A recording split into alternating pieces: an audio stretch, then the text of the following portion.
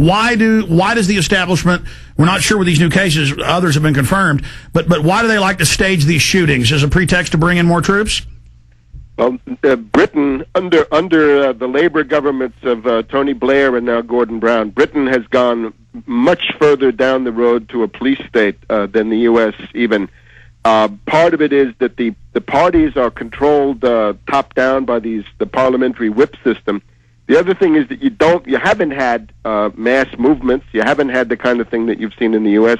And you don't have independent communications by and large, right? The large amount of television and radio broadcasting is controlled by the BBC. There is some commercial opposition, competition to that, but it doesn't amount to the kind of thing that you have in the U.S. of all ideological types. So I would say Gordon Brown, having started with this thing about bank bailouts, bank nationalizations, hundreds of billions and trillions of pounds now committed to the derivatives bailout and wanting to be the leader of this, right? Because that's what he is right now. Gordon Brown is the world leader in the bailout brigade.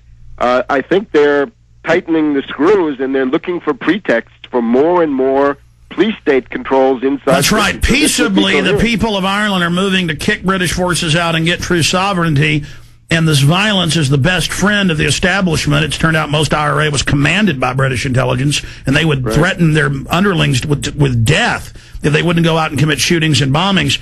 Going back to We Are Change Ireland, Keith Bryan. Keith, continue with other intel you've got from Ireland.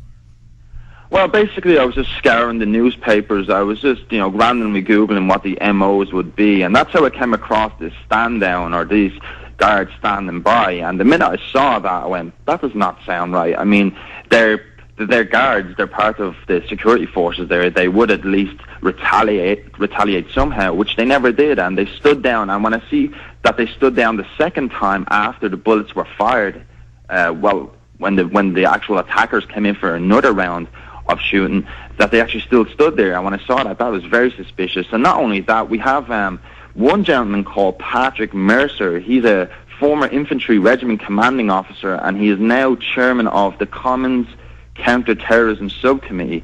And he went on to say, we have to question the efficacy of the guard force if it is not armed guards stood by as British soldiers are shot at Northern Ireland base, prepared to fire back on the enemy. And let's expand on that. They then came over and stood over them and raked them with fire again. Yeah, well, and this guy goes on to say, well, how are we meant to be a deterrent in the future if the terrorists know that we are not going to be shot at? And when you look at it, I mean, I'm sure that the people who were attacking the base knew that they were going to receive some sort of fire back or some sort of retaliation, but there was none.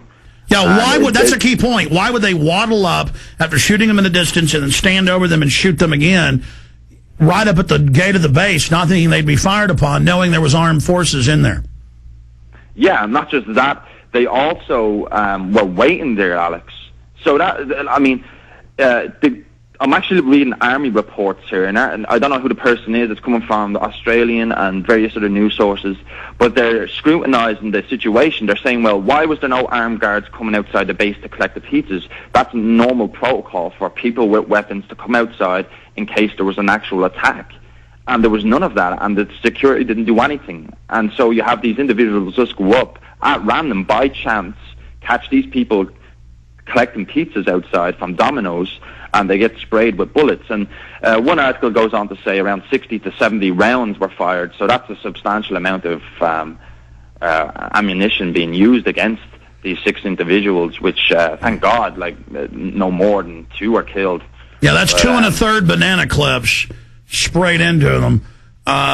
Just amazing. Well, is there a We Are Change website you want to plug? I know you guys put out a film as well and have really been making the news over there confronting politicians. Any sites that you want to plug? Yeah, there's several sites now, Alex. There's wiseupjournal.com. Anthony runs that one. Wiseupjournal.com? Yeah.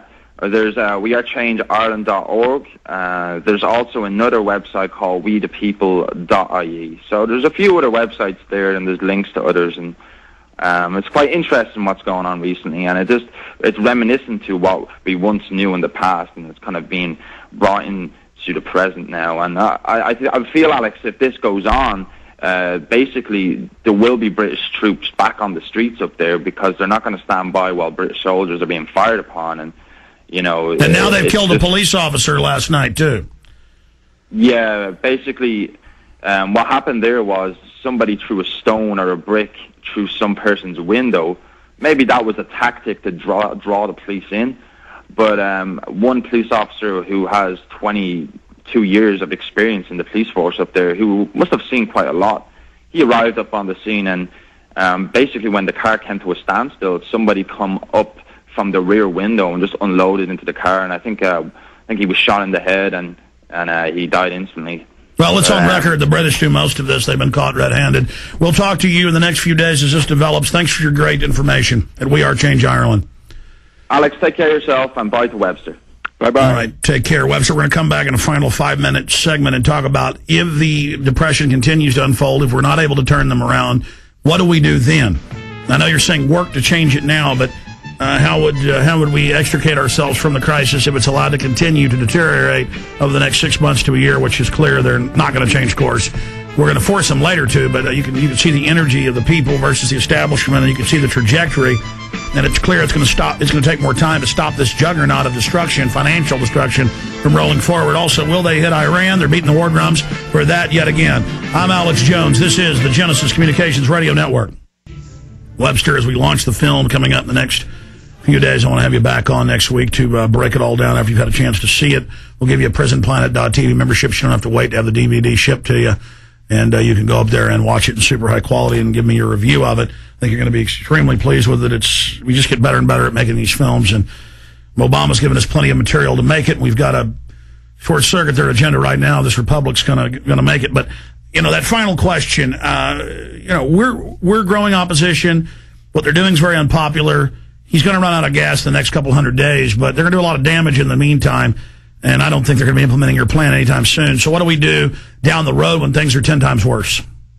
Well, you don't get out of the Depression unless you make these changes. There is no automatic exit from the Depression. There is no business cycle that's going to lift you out of the Depression. And I'm also afraid there is no free market solution to the Depression. If you call for the free market under these circumstances, basically making everything much worse. Think of food stamps, right? There are 3 million people in Texas who are living thanks to food stamps. And if you say free market, take that away, well, that's going to be the end of a lot of them. So I think that the question is, how long will it take for people to throw off the chains of ideology and all the illusions and all the claptrap of the past 40 years? One thing is, there's a sign of a mass movement against derivatives, and that is the produce the note. It's a mass movement against derivatives and against foreclosures. It's people who are facing foreclosure. They're going to be thrown out on the street, and they say, wait a minute, you've got to produce the piece of paper that I signed. Produce the note. Produce the note. Show me the piece of paper. And they'll say, oh, no, that's been securitized and sent to London or Zurich or Tokyo. We don't have that piece of paper anymore. Well, then, then you can't foreclose. And any kind of an honest local judge who's got to get reelected will say, all right, if you don't produce the note, that's right, then the person cannot. People have already been using that for 5 years to get out of many of these phony mortgages because it all is fraud. It was sold and turned in to derivatives. And I agree with you, Webster. We're between a rock and a hard place here. And I don't think the school of the Depression, right? The Depression is a very cruel kind of educational process, but it is a school of life. And it teaches, I think, fundamentally class consciousness, that bankers are one thing and you are something else. And any approach to the Depression that doesn't say there are 500,000 bankers and financier oligarchs in this country who have been the beneficiaries of the system, and their interests have got to be sacrificed because they're antithetical to the survival of humanity as a whole. So we can't have foreclosures, we can't have derivatives. There are all kinds of things to do to stop speculation. But then you've got to get the thing going in terms of federal lending, 0% federal lending for production, and you've got to have your infrastructure programs and your science drivers. The problem is, in closing, the feds are owned by offshore banks, so any money would always be gobbled by them. Webster, we'll talk to you again in the near future. Put on capital controls, and exchange controls. All right, we're out of time. Webster, thank you so much for spending time with us. Congratulations on the new film, Alex. Thank you, sir. You'll see it soon. All right, Webster Tarpley is leaving us. Ladies and gentlemen, if I'm able to in the future, I'll tell you the type of dirty tricks that are going on. I can't get into that right now on air, but know this. The Obama deception will go out. God's will come hell or high water, as they say. And it could be out today, it could be out tomorrow, or if I'm able, I may wait till Sunday because I really want to put out some more of the trailers and build the excitement because that's what will have a bigger effect.